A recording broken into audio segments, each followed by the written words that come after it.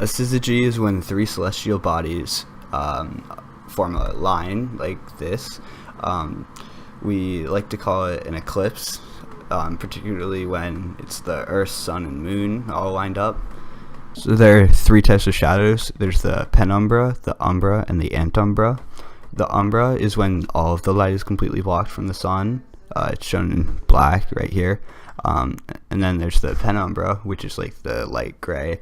It's when you can't see like part of the sun.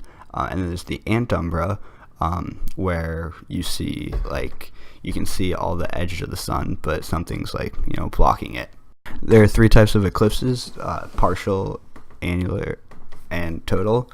Annular occur when the Earth is in the antumbra of the moon, and it looks like this. The total is similar to the annular, except it's in the umbra of the moon, and it looks like this. And there's the hybrid, which is when the Earth is in the penumbra. And the partial can occur whether the eclipse would be a totality or an annular eclipse elsewhere. It just is when it's covering part of the sun. So when objects form syzygies, there's really only two things that can happen. The apparently larger one passes in front of an apparently smaller one, which is where you would get a totality. That's called an occultation, and it looks like this. There's also a transit, which an apparently smaller body passes in front of an apparently larger one, which is where you would get an annular eclipse. The type of eclipse, annular or total, depends on where the eclipse occurs in the eclipse season. The eclipse season is a time that happens twice a year due to the inclination of the moon's orbit, like around the Earth compared to the sun.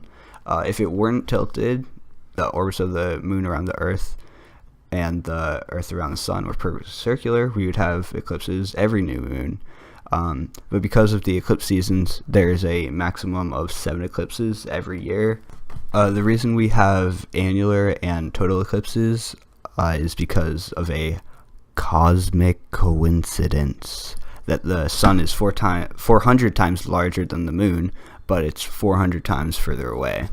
One of the most interesting syzygies that we've observed is when binary stars align and form a syzygy with us. We detect this as a decrease in the luminosity when the darker or less bright star goes in front and blocks part or all of the brighter star.